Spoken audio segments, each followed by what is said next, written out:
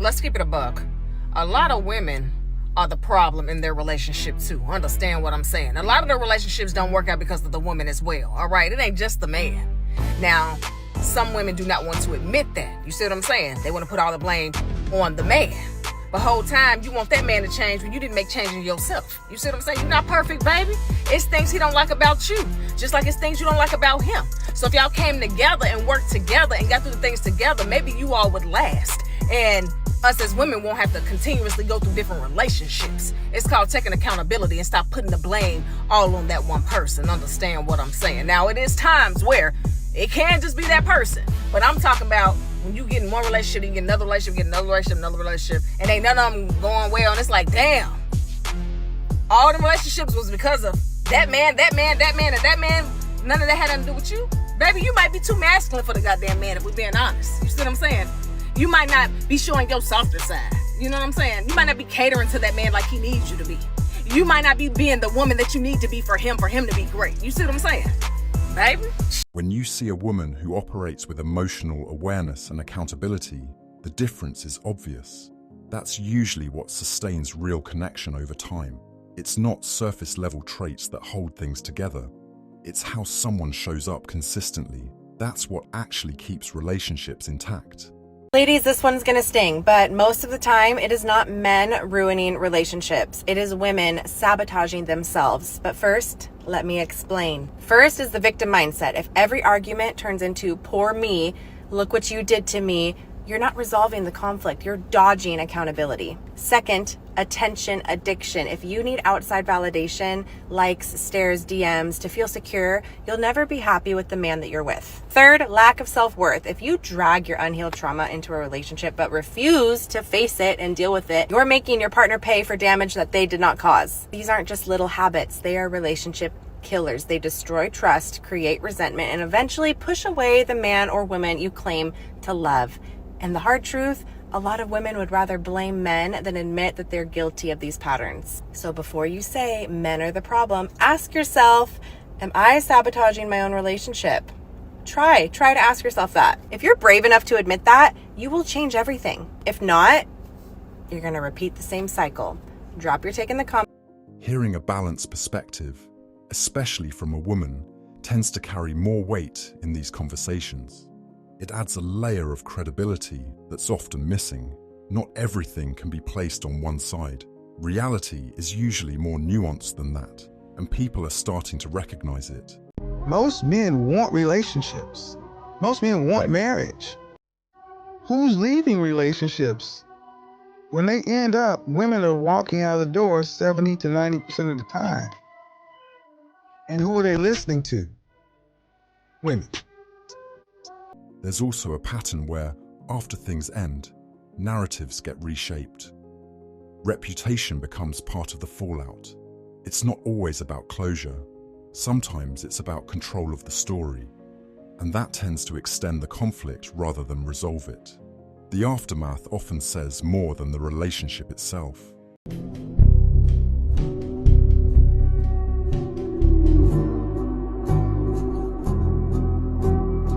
Look, nobody really likes to hear what they're doing wrong or where they're falling short. If you can't be honest with yourself and have that conversation of, I kind of was not the best sister during that season, wasn't the best mom during this time period, I need to work on this, I need to fix myself, and apologize, maybe to the people that it affected if that's a necessary step. But if you can't even do that, you're not going to have a lot of successful relationships in life.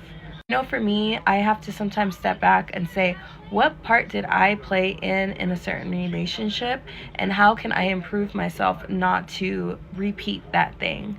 It doesn't make me a bad person. It doesn't make you a bad person. Take the criticism and critique with a grain of salt.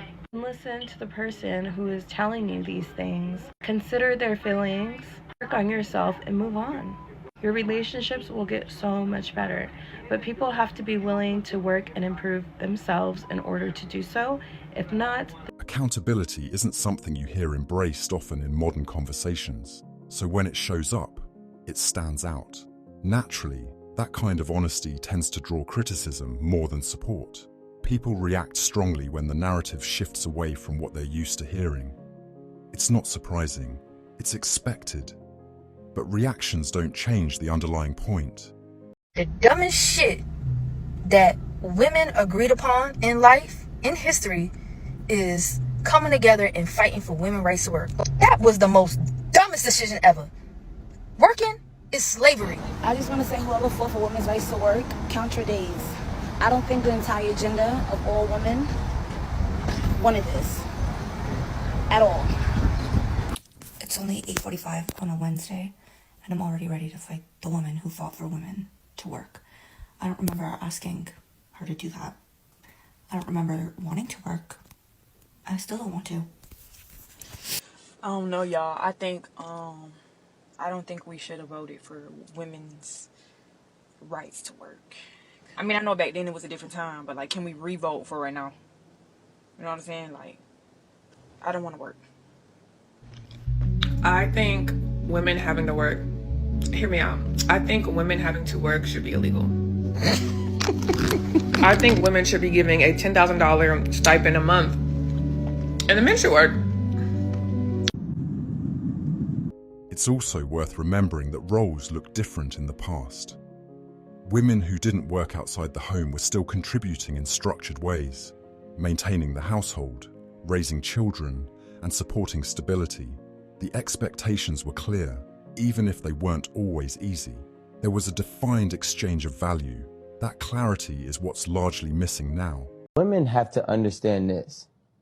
Y'all are hard-headed, and women don't listen. Sometimes. That's a very likewise statement. Coming from a man saying the hard-headed man, I'm just saying that's a very likewise statement. No, but it does not matter. What I'm trying to say is, she had 8 failed relationships. You're not going to sit here and convince me that it was not a safe space and guys don't like to talk. No, they're talking. She's not being receptive, right? Everybody talks in different ways. If you have 8 failed relationships, you don't know how to listen. You do not know how to take direction. And direction is not like, I don't want to put that in a submissive aspect, but taking direction, like maybe, hey, you know what? You need to just do this just this way. So then that way you get further in your life. And guess what? Maybe she doesn't listen in that regard. Hey, if you want for me and you to be better, I need you to do this so then I could give you that. Maybe she's not listening in that regard.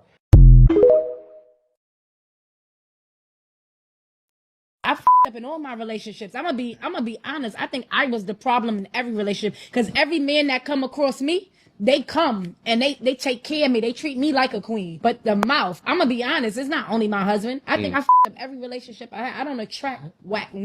I attract good n***.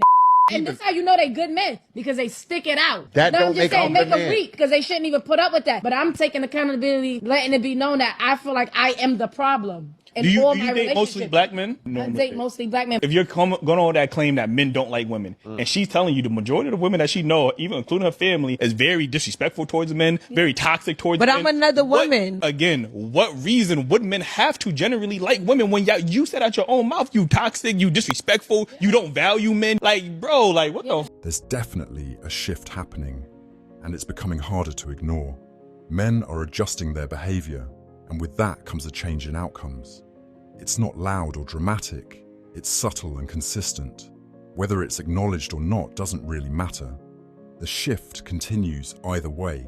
Stop micromanaging your men and then blaming them for not doing anything up to your standards. Because when you do that, they disconnect, they step back, so they don't cause friction. They are sick of stepping up into the role and then being beat back down, being invalidated, being basically told they're less than, with your tonality and actual words and your toxic communication. I'm not saying there's not assholes out there, ladies. I'm not saying that. Like, I'm not saying there aren't some really bad fucking people, but it goes both ways, right? What I'm saying is, if your man seems to be disconnected and not wanting to be a man, it could be you. It could be. Take a little bit of accountability and take a hard look at yourself on how you communicate to your man when he does step up. At a certain point, some men stop trying to meet expectations that never stabilize. Not out of spite, but out of clarity. When effort doesn't lead to resolution, the response becomes predictable. They disengage. And once that happens, it's hard to reverse. If the message hit, like, comment, and subscribe. Thanks so much for watching, and I'll see you in the next video.